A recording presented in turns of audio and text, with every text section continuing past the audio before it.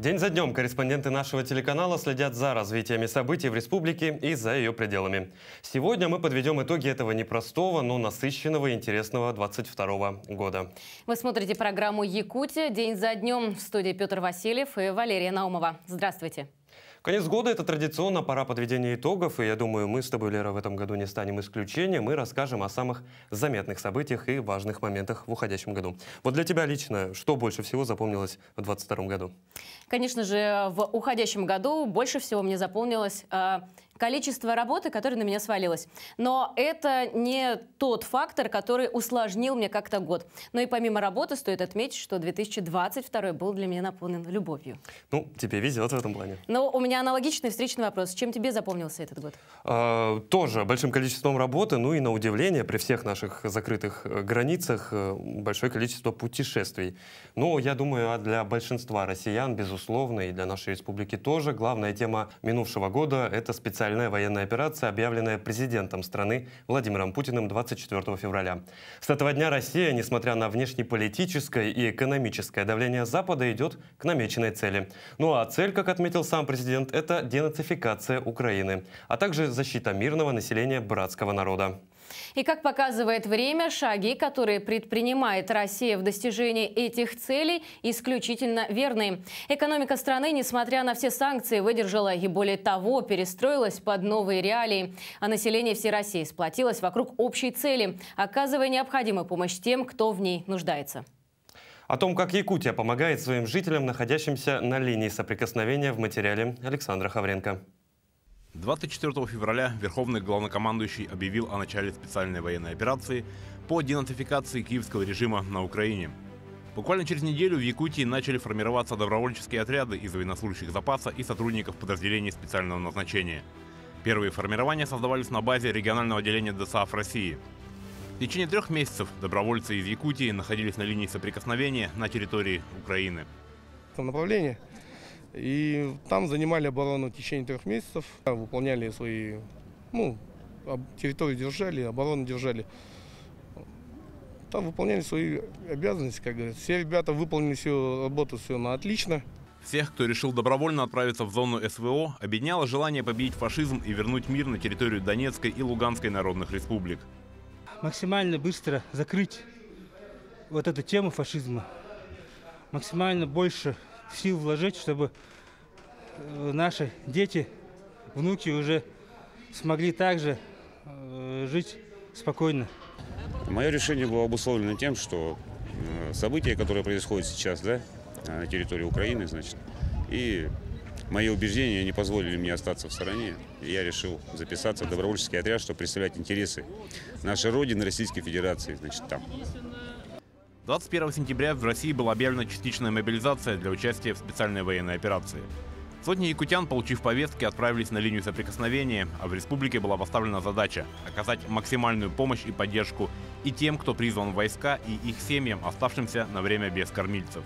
Якутия – один из первых субъектов Российской Федерации, где были приняты региональные меры поддержки. Единовременная материальная помощь в размере 200 тысяч рублей, освобождение от платы за посещение детских садов, бесплатное питание в школах, бесплатные путевки в детские оздоровительные лагеря, бесплатное целевое обучение в вузах и СУЗах, установление повышенных стипендий студентам в период военной службы по мобилизации родителя, предоставление санитарно-курортного лечения родителям военнослужащего, оказание помощи на газификацию жилых домов ветеранам боевых действий и семьям мобилизованных в размере 150 тысяч рублей. Также Республиканский волонтерский штаб объявил о масштабном сборе гуманитарной помощи для бойцов в зоне СВО. Мы находимся в Ростове-на-Дону, в опорном пункте от нашей республики. Спальные мешки, теплые носки, конфеты, пауэрбанки. Здесь хранится все то, что так необходимо нашим ребятам, которые сейчас находятся в зоне специальной военной операции. И именно отсюда весь гуманитарный груз будет доставляться нашим бойцам. Посылки из Дома и Республики доставляются в ДНР несколько раз в месяц. И каждый приезд гуманитарного десанта вызывает у мобилизованных бойцов бурю положительных эмоций. Эмоции переполняют, можно сказать, потому что далеко находимся от своей родины коренной. Что сказать-то, я не знаю даже, что сказать. Я очень рад, что приехали, рад за помощь. Внимание от республики, конечно же, только положительно влияет на боевой дух якутских воинов, что и отмечают их командиры. Никакого страха перед противником. Все, что непосредственно от командиров поступают задачи, все выполняется на должном уровне. Противника не боятся, то есть отказников таких нет. И понимание, с какой целью прибыли сюда непосредственно на Донбасс, чтобы, так скажем, уничтожить нацизм со стороны противника. Все хорошо у парней, слава богу. Морально-психологическое состояние удовлетворительное. Еще несколько лет назад жители Донецка и бойцы, защищающие город, и представить не могли, что помощь из России будет столь масштабной, и воевать плечом к плечу с донецкими добровольцами будут воины из далекой Якутии. Но спустя год-два пришло осознание того, что рано или поздно колыхнется вся Россия, она поймет и придет на помощь. И в сердцах людей нет границ этих 1000 километров, 9000 километров, до Якутии километров 1011, наверное. Вот. Поэтому нет границ. Далекая, она как и далека, так и близка. Потому что в сердцах людей мы все рядом, мы все близко. Сбор гуманитарной помощи и меры поддержки семей мобилизованных в Якутии продолжатся и не завершатся до тех пор, пока идет специальная военная операция.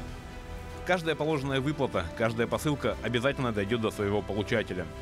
А якутские воины плечом к плечу с бойцами из ДНР, ЛНР и других регионов страны будут сражаться до победы, ведь мы своих не бросаем. В этом году республика сплотилась не только для нужд СВО, но и для помощи в борьбе с природными катаклизмами. Несколько районов республики пострадало от пожаров, которые, безусловно, не сравнятся с масштабами прошлого года. А жители 2 районов стали жертвами мощнейшего дождевого паводка за последние несколько лет. Уровень воды, который ежечасно то опускался, то поднимался, сводки по затоплению объектов и состояние неопределенности. Именно это пришлось пережить в июле 2022 года жителям Верхоянского и Кобяйского районов республики. Наша коллега Надежда Саханская разбиралась в ситуации и готова поделиться подробностями. По сравнению с летом 2021 года от возгорания лесных массивов в этом году республика пострадала не так сильно. Разумеется, в пример были взяты меры предостережения по пожарной безопасности, но и климат также сыграл на руку. Выходили серии циклонов южного происхождения. Они смещались, получается, с юга на север и прямо вот на Кобяйский, Верхоянские районы. Получается, осадки выпадали в течение нескольких суток и в сумме оказались значительными, что вот привело к таким последствиям.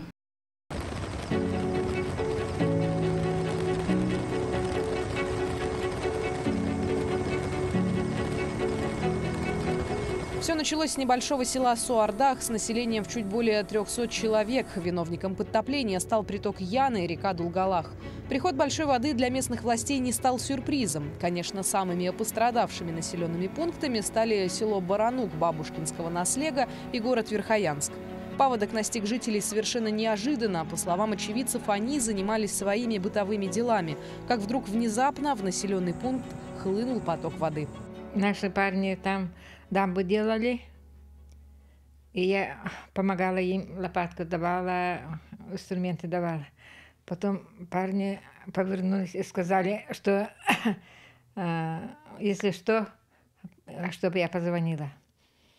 Я пришла домой с лопатами, положила все эти инструменты. Только поворачиваюсь, и вода нахлынула уже. И я бегом, одна была, никого нету, и пришлось все самой таскать. Уже не успеваю ничего таскать. Угу. Так и было. Чисто заранее был объявлен. Мы знали, что вот вода прибывает, что, возможно, будет наводнение, затопление будет. Но как-то в это не верилось. Вечером у нас все нахлынуло очень-очень быстро.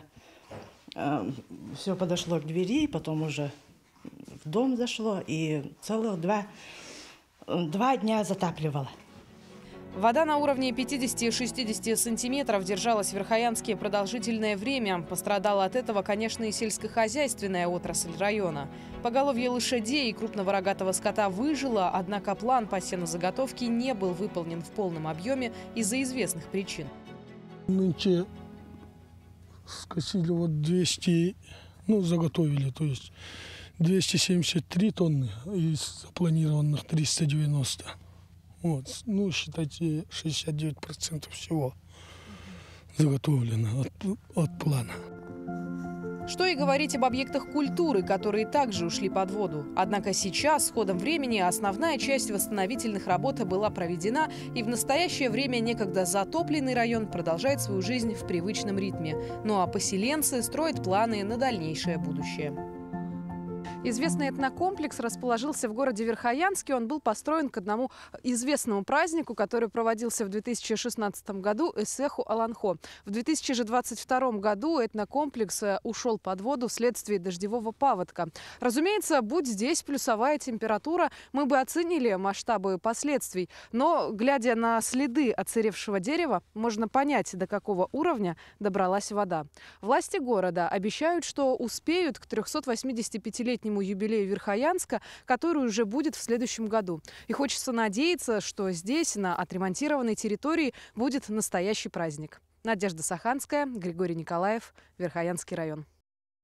Кстати, о праздниках. Многие наши телезрители в данный момент готовятся к встрече Нового года и подготавливают себе праздничный стол. Хочется спросить, Петя, а что неизменного из блюд стоит у тебя на столе? Ну, у меня традиционно жеребятина из строганина, ну и, конечно же, традиционный оливье. А ты, кстати, знал, что оливье в этом году подорожал на 0,5%? И все это из-за влияния западных санкций на экономику страны и региона в целом. Ну а говоря об экономике, какая ситуация в Якутии с ней в этом году и каков прогноз на следующий год? Экономика республики в 2022 году не просто выстояла под натиском санкций западных стран, но и смогла успешно перестроиться и адаптироваться под новые реалии. Для минимизации последствий в первую очередь поддержали предприятия, работающие на северный завоз. Это 5,5 миллиардов рублей. Был сформирован запас основных видов продовольствия и муки. На 2 миллиарда рублей поддержали региональные авиакомпании. В целях поддержки аккредитованных компаний IT-отрасли для сохранения занятости увеличили уставной капитал венчурной компании «Якутия» на сумму в 210 миллионов рублей. Высвобождение работников в связи с введением санкций не зафиксировали. Ну а число занятых в МСП на ноябрь 2022 года увеличилось к началу года на 9% до 127 тысяч. Общая стоимость пакета мер поддержки составила 16,5 миллиардов рублей. При этом предусмотрели не только финансовую поддержку разных сфер экономики, но и снижение административных барьеров для предприятий. Так, например, на поддержку доходов населения направили в текущем году 1,9 миллиардов рублей. На поддержку продовольственной безопасности и сферы АПК 1,9 миллиардов рублей. На поддержку бизнеса и IT-сектора 3,8 миллиардов. Ну а на завоз грузов в северные районы и в районе Крайнего Севера и стабилизацию воздушного транспорта 3,3 миллиардов рублей. А на поддержку рынка жилищного строительства и реального сектора экономики 5,6 миллиардов рублей. Если же говорить об основных экономических показателях уходящего года, то республика формирует 22% совокупности общего валового регионального продукта Дальнего Востока и продолжает сохранять лидирующие позиции по объему ВРП, промышленного производства и инвестиций. В январе-ноябре 2022 года объем ВРП республики оценивается с ростом на 9,4% в сопоставимых ценах к январю-ноябрю 2021 года. Объем инвестиций в основной капитал в январе-ноябре 2022 года сложился в сумме 421,7 миллиардов рублей, что на 11% выше января-ноября 2021 года, в сопоставимых ценах за счет вложений крупных предприятий. По итогам этого года объем инвестиций оценивается в 460,7 миллиардов рублей с ростом на 14% в 2021 году. Данный показатель будет максимальным значением с 2019 года, когда велось активное строительство магистрального газопровода «Сила Сибири». Значительное влияние на динамику инвестиций в этом году оказали крупные реализуемые проекты по разработке нефтегазовых месторождений в Ленском районе, а также проекты угледобывающих компаний в Нерюнгринском районе. Среди основных событий можно отметить ввод новой обогатительной фабрики Эльгинского угольного месторождения мощностью 2,5 миллиона тонн угля в год, а также запуск Сылахского угольного месторождения мощностью 6,5 миллиона тонн угля в год и начало работ по освоению Синаглинского месторождения с проектной мощностью 1,2 миллионов тонн готовой руды в год. В уходящем году общее количество резидентов ТОР достигло 58, в том числе привлечено 11 новых резидентов за 2022 год. Резидентами ТОР осуществлено инвестиции на сумму 85,5 миллиардов рублей. Создано 8955 рабочих мест. На территории Тор-Якутии активно развиваются импортозамещающие производства, что увеличивает выпуск собственной продукции. Например, компания «Якутский котловой завод» в 2016 году стала резидентом Тор-Якутия и построила завод по производству твердотопливных котлов длительного горения на площадке Капитоновка. На предприятии производится продукция импортозамещения, которая специально спроектирована для работы в условиях Крайнего Севера. В якутском котловом заводе многие составляющие котлов литовской марки Липснелли были доработаны и разработан новый, полностью якутский бренд под маркой Липснелли Арктик.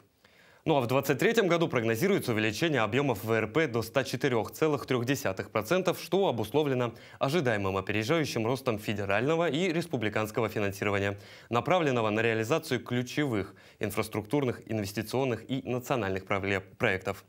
Ну, так что в целом прогноз экономический более чем обнадеживает на следующий год. И, кстати, Лера, оливье я готовлю исключительно из российских продуктов. Да, конечно, не могу не согласиться, прогноз благоприятный. Но давай перейдем к еще одному приоритетному направлению. Это вопрос обеспечения населения жильем и создания современной инфраструктуры.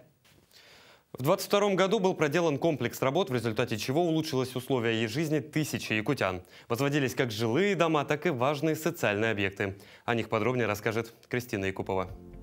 Медицинские центры, современные школы, детские сады, дворцы культуры, спортивные комплексы и, конечно же, комфортные жилые комплексы. В год столетнего юбилея Якутии в городах и селах республики вводят активно новые объекты. Так, в декабре в Якутске ввели новое здание Республиканской специальной коррекционной школы-интерната на 120 мест для детей с тяжелым нарушением речи, а также физкультурно-оздоровительный комплекс с бассейном и катком. В Алёкминске открыли спальный корпус на 200 мест для стационарного социального обслуживания престарелых и инвалидов. В Вилюйске – первую очередь больничного комплекса. В Намцах открыли новое здание Дворца культуры и духовного развития имени Максима Кировича Амосова. Напомним, первый крупный объект в год столетия ЯССР ввели в селе Огортах Усть-Алданского района современную школу на 220 мест. Объект построен в рамках национального проекта образования.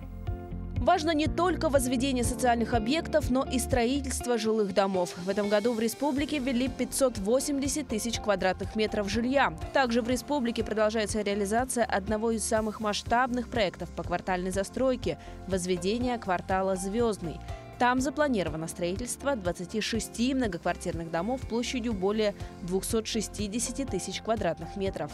Самое главное, что наши граждане получат жилье доступное. Во-первых, это и ипотечные программы, во-вторых, это и специальные программы по переселению из ветхого аварийного жилья. Ну и, конечно, рынок получит столь необходимые метры. Кроме строительства жилья в Звездном, планируется и возведение социальных объектов, которые позволят микрорайону стать максимально автономным.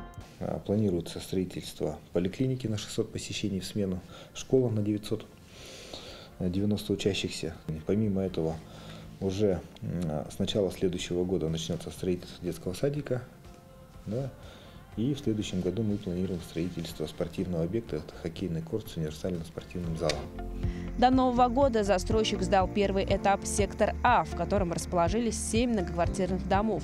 573 квартиры в них приобретено для расселения граждан из аварийного и ветхого жилья. Конечно же, одной из главных задач республики остается расселение граждан из аварийного жилья. В этом году в Якутии расселили более 460 тысяч квадратных метров. Ключи получила 26 декабря 2019 года. Вот уже 2 года. Живу сейчас в новом доме, в квартире. Не обижаюсь, хорошо. Благоустроенная, двухкомнатная, все нормально. И вода у нас есть, и все у нас есть. Квартиры большие, просторные, кухни большие. Ну, вполне приемлемые однокомнатные квартиры. Я считаю, большие они. В рай попали. Вообще, садик рядом, школы рядом, все в шаговой доступности, работа рядом. С опережением графика идет программа расселения аварийного жилья, самая масштабная в стране. В городах и районах под программу построен уже 191 многоквартирный дом, строится еще 72 дома с вводом в 2023 году. Строятся дома для переселения из аварийных домов и в Арктике. Так, в этом году введены дома в Анабарском, Аллаиховском, Верхоянском и Оленевском улусах.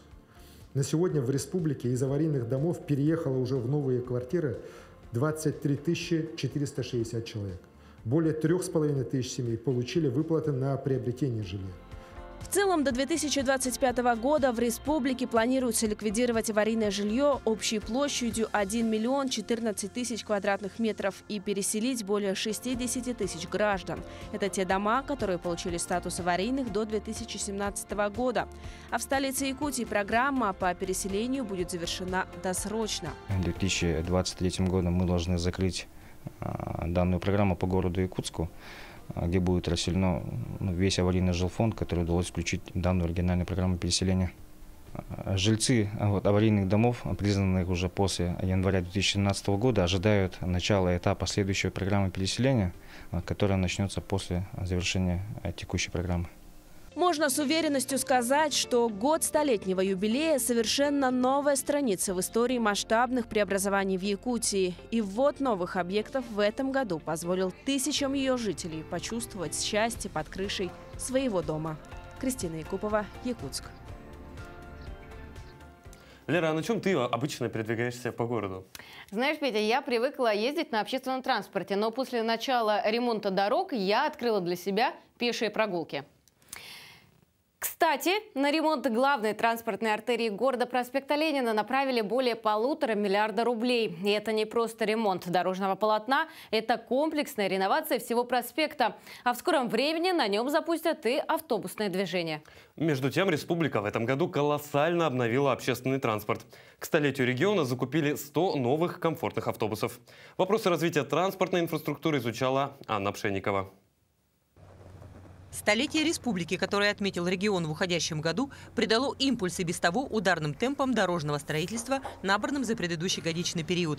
Запущенный в 2018-м федеральный проект «Безопасные и качественные дороги» принес Якутии в этом году рекордное по объемам выделенных средств финансирование – 4,5 миллиарда рублей.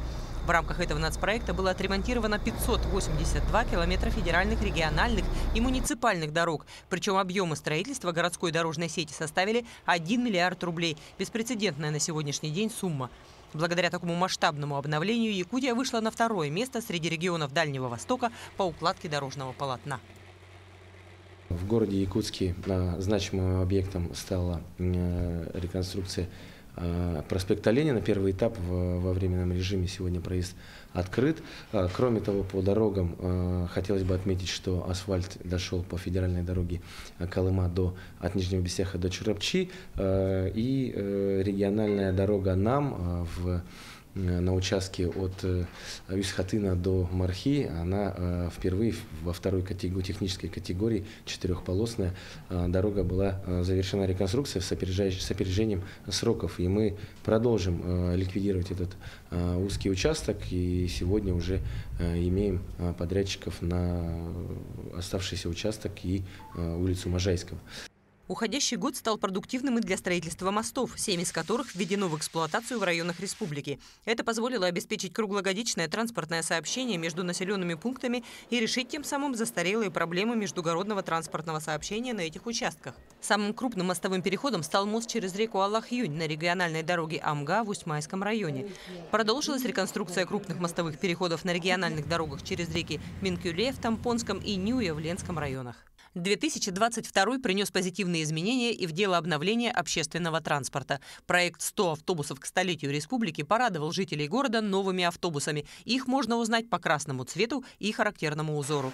Машины курсируют как в городе, так и в пригороде. В будущем году такой же подарок ждет и районных пассажиров.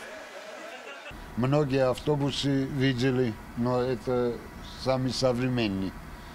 Здесь удобств много, машины повыше. Ну, сами видите, какой красивый салон. Ездим основной по городу, пригород. А сегодня сейчас вот на эти автобусы мы выполняем рейс межгород, можно так назвать, если Максоголовъ, Якутск. Еще будет Бердыгестях, будет Намси.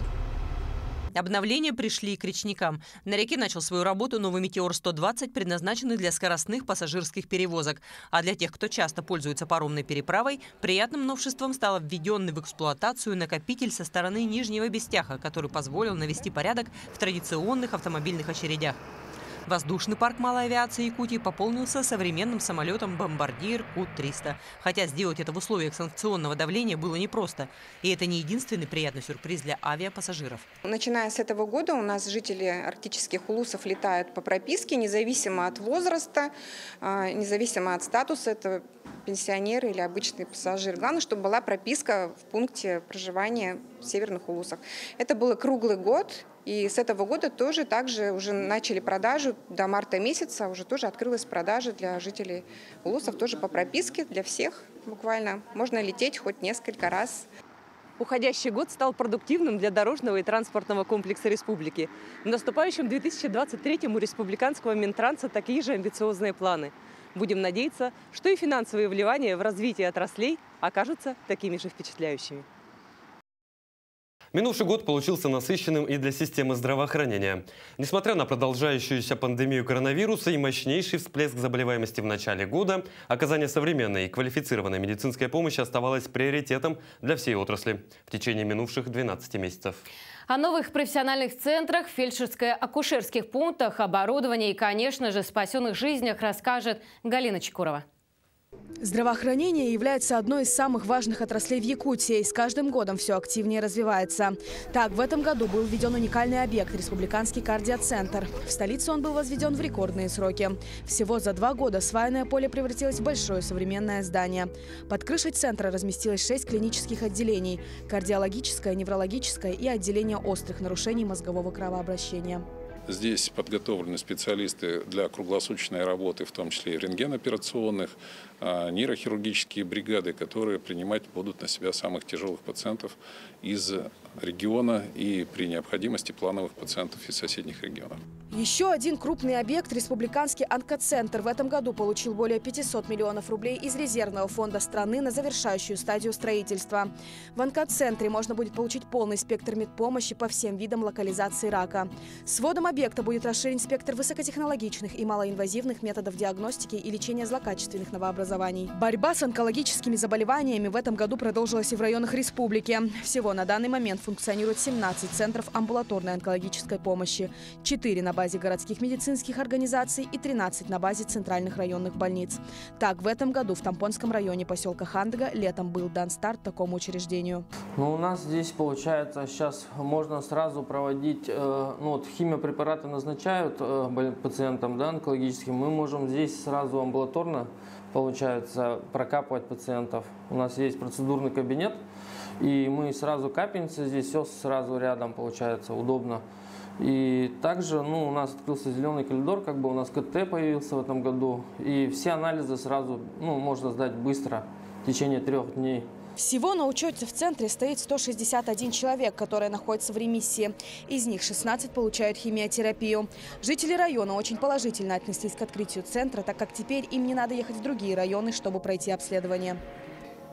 Потому что с этой проблемой я столкнулся чуть раньше. И спасибо врачам, которые спасли мою супругу. Для качественного лечения и раннего выявления онкологии больницы Якутии ежегодно получают дорогостоящее оборудование. Это стало возможным благодаря нацпроекту здравоохранения. Так, в этом году в якутский онкодиспансер поступил уникальный аппарат – операционный микроскоп.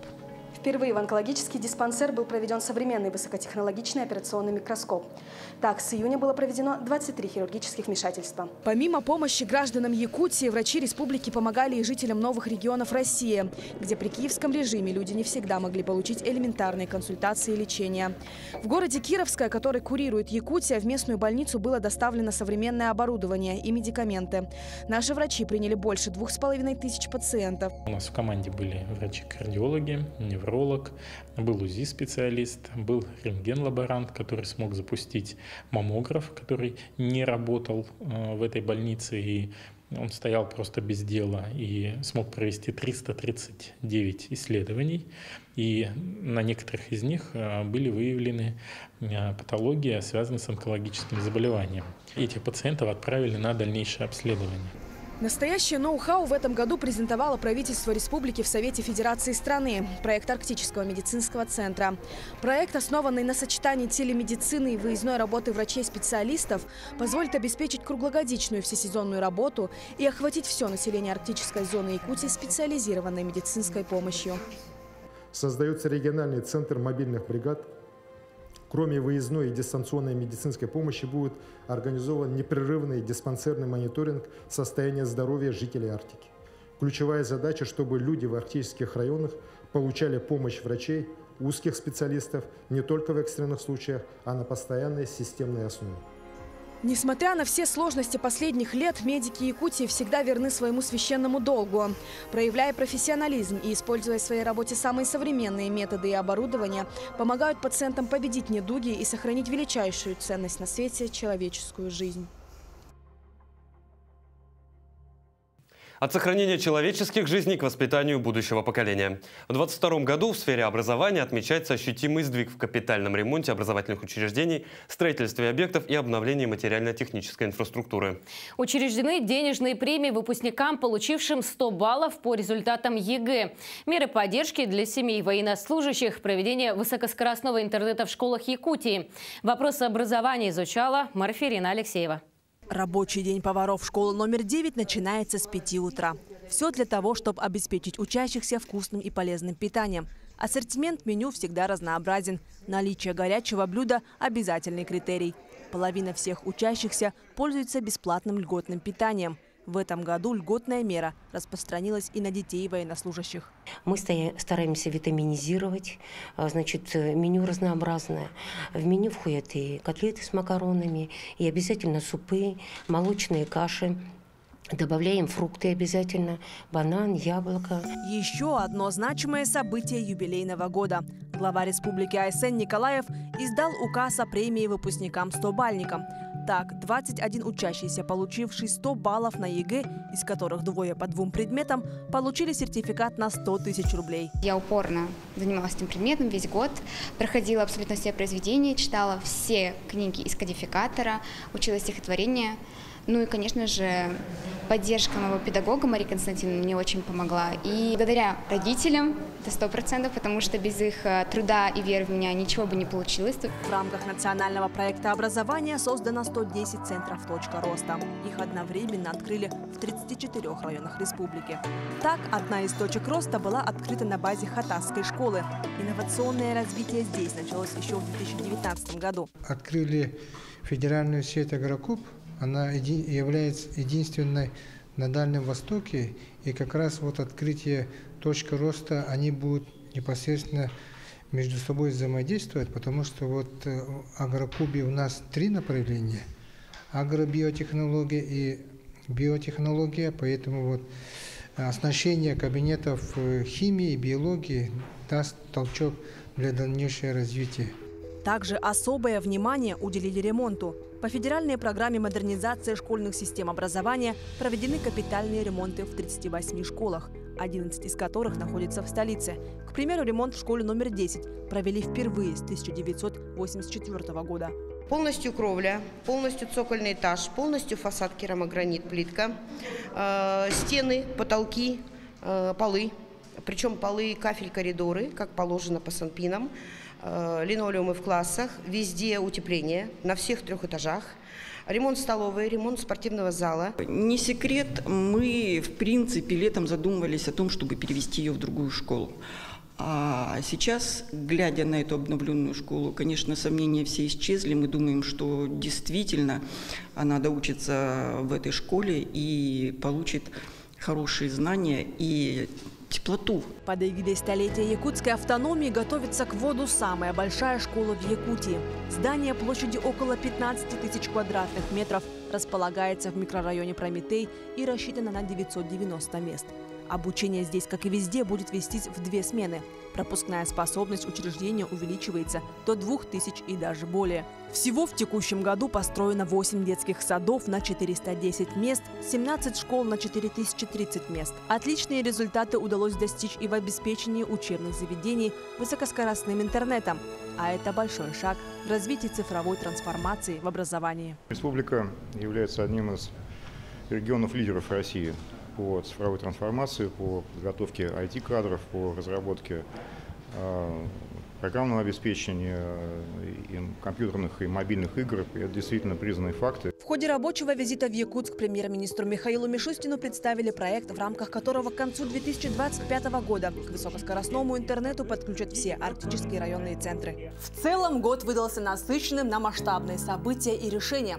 Хорошим завершением года в сфере образования стало присвоение якутянину Виктору Потапову высшей государственной награды. Президент России Владимир Путин вручил учителю физики Республиканского лицея-интерната звание «Народный учитель Российской Федерации». Виктор Потапов – первый педагог из Якутии, удостоившийся высокого звания. Цифровизация идет семимильными шагами. Благодаря рекордному количеству проложенного ВОЛС нас прямо сейчас можно смотреть даже в самых отдаленных уголках республики. Согласен. А еще в Арктику пришли современные стандарты мобильной связи. А это значит, что в новогодние дни жители этих районов без проблем могут дозвониться до своих близких, даже по видеосвязи, и пожелать друг другу всего самого теплого в наступающем году. В целом, уходящий год для IT-отрасли Якутии знаменовался целым рядом побед и достижений. Например, оптоволоконные линии связи продолжили расширяться на арктическую зону. Разработки якутских айтишников получают признание. Появился новый объект для реализации креативных идей. И, конечно же, признание региона как центра информационных технологий не только Дальнего Востока, но и всей России. Сергей Михедов собрал главное воедино. Настоящий бриллиант в цифровой оправе. В этом году Якутия продолжила делать ставку на цифровизацию всех сторон жизнедеятельности, и этот выбор себя оправдывает. На огромной территории республики создана и развивается устойчивая инфокоммуникационная сеть.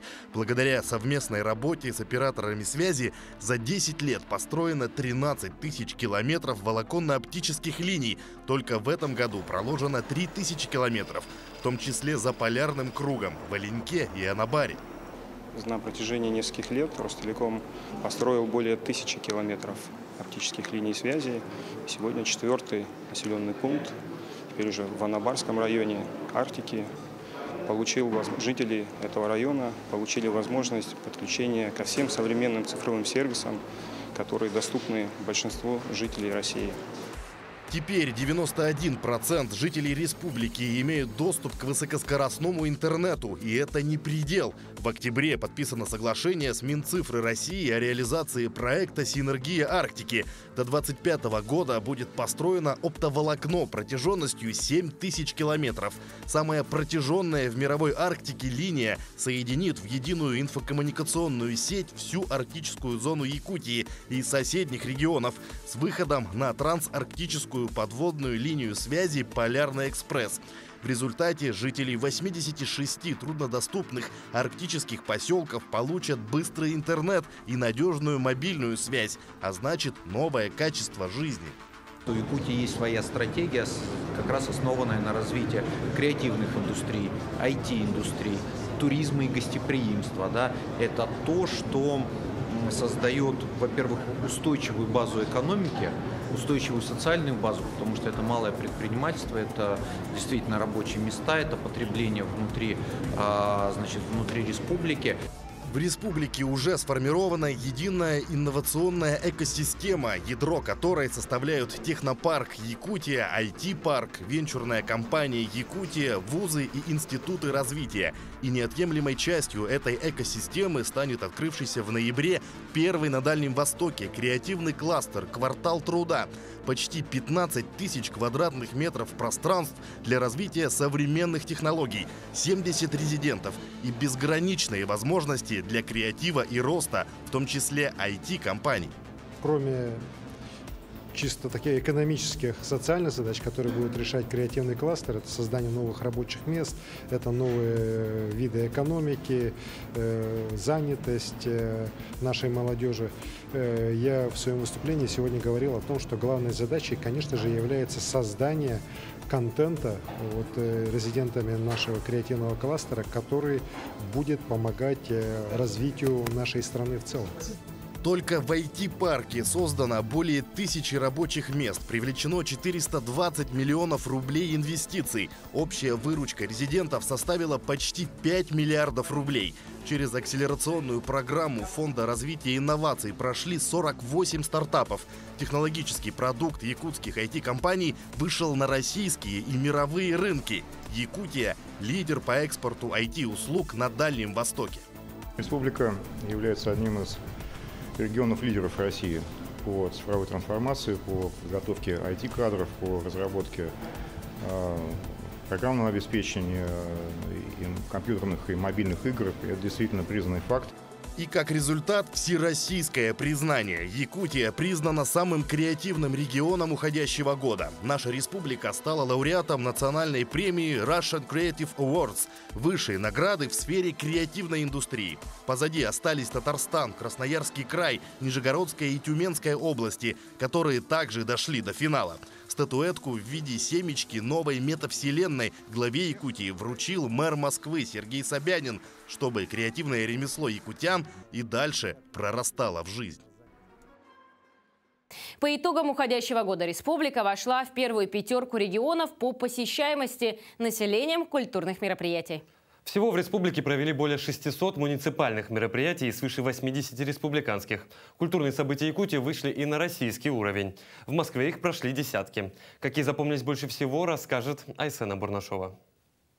Уходящий год запомнится нам таким же ярким, как новогоднее убранство Красной площади. Ведь культура Якутии в этом году была представлена во всей красе. Национальные выставки, концерты, кинопоказы проходили в столице каждый месяц. Всего их посетило свыше 100 тысяч человек. Красота ледяных скульптур. Вот и Якутия. Сразу узнали даже. Современное искусство Якутии. У нас будут истории успеха однозначно, точно. Мир. Северные женщины. Не зря же говорят, 1% она, 99% это труд. Сказ на бивне мамонта. Это сохранение традиций региональных школ резьбы по кости. А еще, говоря о культуре Якутии, невозможно пройти мимо кино. Якутия – это центр кинематографического мира России. Целились в самое сердце и не промахнулись. Фильм «Ит», обладатель спецприза Варшавского фестиваля, открыл год культуры в Москве. Переводится как «стреляй» и как «собака».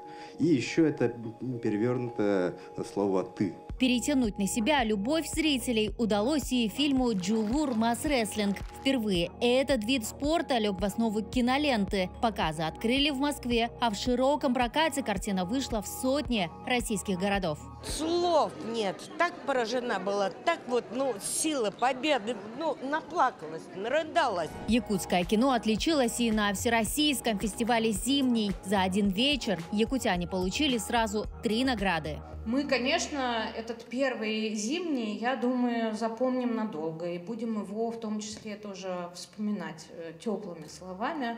Триллер «Айта» Степана Бурнашова взял статуэтку за лучшую мужскую роль и за лучшую режиссуру. Очень ждал общения со зрителями, и я это получил. Я этому рад. И еще, конечно, рад за эти призы. А кинолента «Не хороните меня без Ивана» Любови Борисовой взяла главный титул фестиваля «Лучший фильм». Очень радостно, что фильм вышел именно в юбилейный год республики, юбилейный год Сахафильма.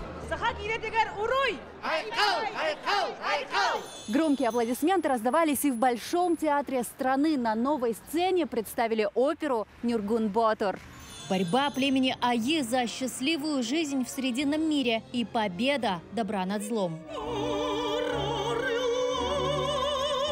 Режиссер Андрей Борисов совершил невозможное, объединил классику и эпос воедино. Герои словно сошли из преданий Алонхо, а исполняли их солисты оперы. Оркестр звучит очень интересно, увлекательно, тебе ни секунды не скучно. Вот это настоящая опера. И слышишь, и видишь, и у тебя музыкальная, и видовая картинка. Спасибо вам большое. Постановщикам и артистам. Да, и режиссеру. И режиссеру. Обязательно. Тут очень большой список, кого можно поблагодарить. Год культуры запомнится нам живой музыкой, якутскими песнями Эти события стали украшением Года культурного наследия народов России и помогли республике получить статус самого креативного региона страны. Республика Якутия! Я от всей души, правда, тебя и твой народ поздравляю, потому что вы заслужили. Вы действительно креативные, талантливые люди. Это награда десятков тысяч людей, которые у нас заняты в креативных индустриях, и кинематографии, в музыке, фэшн-индустрии, ювелирке и многих-многих других отраслях. И так символично статуэтка креативной премии в виде семечки, символе роста и развития, чтобы культурные события Якутии и дальше радовали нас и прорастали в жизнь. Айсена Бурнашова, Виктор Олесов, Джур Березкин, Георгий Григорьев. Москва. Вся история народа, история каждого из нас берет свое начало от самого родного человека, от матери. Именно они вкладывают в нас все самое хорошее – доброту, справедливость, любовь и уважение к родине и людям. В юбилейный год стартовал Год матери в республике. Завершается реализация обширного плана мероприятий, посвященного именно этому. Пора подвести итоги и рассказать о самых значимых событиях. По инициативе главы республики Айсены Николаевой был принят ряд дополнительных мер, направленных на защиту семьи, материнства и детства. Был принят закон республики, направленный на увеличение вознаграждения приемных семей в 2 раза, что уже на сегодня мы видим положительный эффект дает. За последние 10 лет объем финансирования увеличен в 12 раз и достиг 23 миллиардов рублей. Начнем по порядку. Каждый ребенок, рожденный в этом году, получает целевой капитал «Дети столетия» в 100 тысяч рублей. В этом году родилось более 10 тысяч маленьких якутян. Соответственно, более 8 тысяч семей получили целевой капитал. Принят закон республики, согласно которому у многодетных семей Якутии с 2023 года будет право выбора взамен бесплатного земельного участка получить выплату в размере 200 тысяч рублей. Также принят комплекс мер поддержки для многодетных и приемных семей. Между тем, увеличен размер государственной помощи на основе социального контракта на осуществление предпринимательской деятельности до 300 тысяч рублей. На ведение личного подсобного хозяйства до 250 тысяч. Государственная помощь на этот контракт оказана более 3000 семей. В Год матери более чем в 3 раза увеличена грантовая поддержка общественных организаций для реализации проектов в поддержку семьи и материнства. Еще одна важная задача, которая реализовалась с особым вниманием – это забота о здоровье женщин. Комплексное обследование женщин фертильного возраста в рамках профилактических осмотров и диспансеризации прошли более 93 тысяч. Во всех образовательных организациях проведены более 6 тысяч мероприятий, посвященных Году матери. Также стоит обратить внимание, что в Год матери были созданы условия для профессионального роста женщин Якутии. В органы службы занятости республики обратилось за содействием в поиске подходящей работы более 13 тысяч женщин. Из них трудоустроены более 7,5 тысяч. Нельзя обойти стороной и тот факт, что в своем 5-м ежегодном послании глава республики продлил инициативу целевого капитала «Дети столетия» в размере 100 тысяч рублей и добавил еще ряд поручений для поддержки матерей. Дети, рожденные в начале 2-го столетия нашей республики, будут иметь право на этот капитал. Чтобы еще раз подчеркнуть уважение к материнскому подвигу, я предлагаю предусмотреть к знаку «Высшая благодарность матери» единовременное денежное вознаграждение в размере 100 тысяч рублей. Этот почетный знак также станет основанием для присвоения звания «Ветеран труда» в Республике Саха-Якутия. Звание «Ветеран труда» будет также присваиваться всем женщинам, награжденным государственными наградами «Мать-героиня», «Материнская слава» 1, 2, 3 степеней, матерям, родившим 4 и более детей и проживающим в арктических районах республики. Трудовой стаж для получения звания «Ветеран труда» будет сокращен с 20 до 10 лет. На сегодня, благодаря государственной социальной политике, направленной на поддержку семей с детьми, Якутия сохраняет лидирующие позиции по основным демографическим показателям среди регионов Дальнего Востока и России. Объявленный Год матери в республике свидетельствует о том, что вопросы материнства, отцовства, детства всегда были и остаются приоритетами в государственной социальной политике республики. Следующий год объявлен главой Якутии Годом труда. Айсен Николаев подчеркнул, что в 2023 году в обществе укрепится отношение к своему труду как к благу, которое меняет жизнь к лучшему и дает опору для будущего. Конечно, мы не могли не упомянуть главный символ наступающего года – черного водяного кролика. По мнению астрологов, характеристики года повторяют нрав животного. Кролик – существо мягкое, ласковое и нежное. Оно не способно нанести серьезного вреда. Поэтому грядущий год считают одним из самых счастливых. Потрясений он не сулит. Напротив, жизнь будет размеренной и спокойной. Что еще важно знать о главном символе 2023 года, смотрите в сюжете Марии Кардашевской.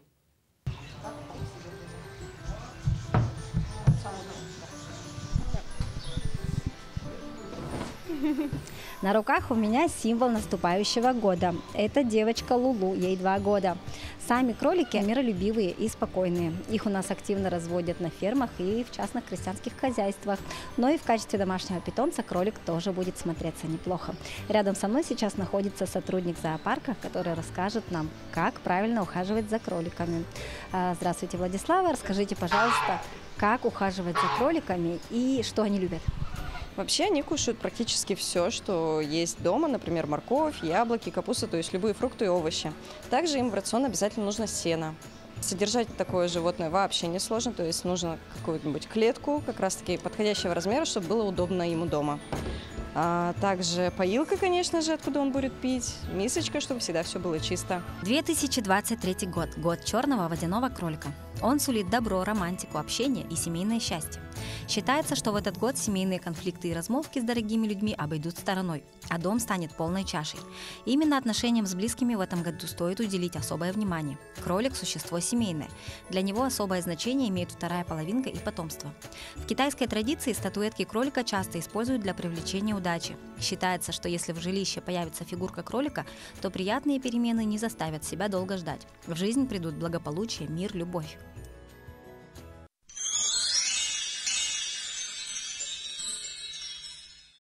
Лучшим местом для встречи Нового года будет собственная квартира или дом. Встретить его следует в кругу близких людей.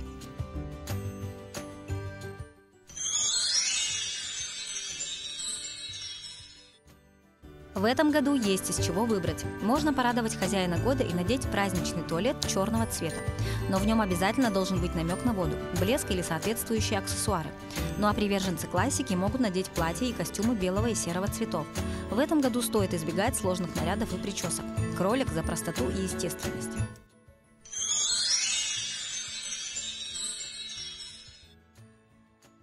Кролик любит природу, поэтому в доме не должно быть кричащих цветов. Лучше убрать из интерьера красный и близкие к нему оттенки. Предпочтение следует отдать светлым тонам и зеленому. Хорошо декорировать дом живыми цветами. Также следует избегать анималистических принтов. А вот мягкие и уютные уголки с пледами и подушками придутся по душе символу года.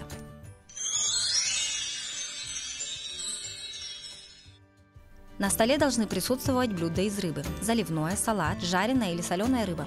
Также обязательно много овощей и зелени. Можно сделать акцент стола на салатах и закусках, а главным блюдом можно сделать запеченную курицу или свинину. В сервировке стола стоит использовать белые цвета и золотые акценты. На стол можно поставить фигурку кролика.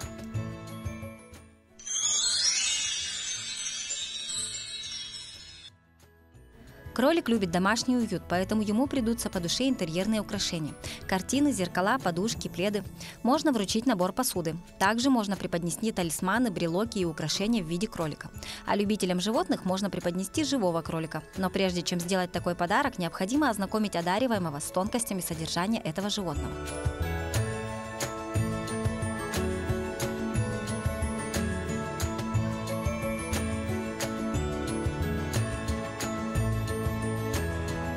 Согласно прогнозам, год обещает быть спокойным и стабильным. Большие кризисы обойдут его стороной, но не стоит планировать грандиозные события для изменения в жизни. Лучше провести год довольно рутинно. Но для вступления в брак год вполне подойдет. Хозяин года его непременно оценит.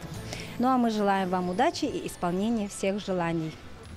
Я считаю, что из каждого астрологического прогноза необходимо брать только самое важное и лучшее лично для вас. Желаем вам в новом году здоровья, успехов и процветания. А мы, в свою очередь, будем рассказывать вам, что происходит в республике, стране и мире. Вы смотрели программу «Якутия день за днем». Именно таким мы увидели 22 год. Главные события и основные моменты уходящего года вместе с вами вспоминали Валерия Наумова и Петр Васильев. С Новым годом и до новых встреч!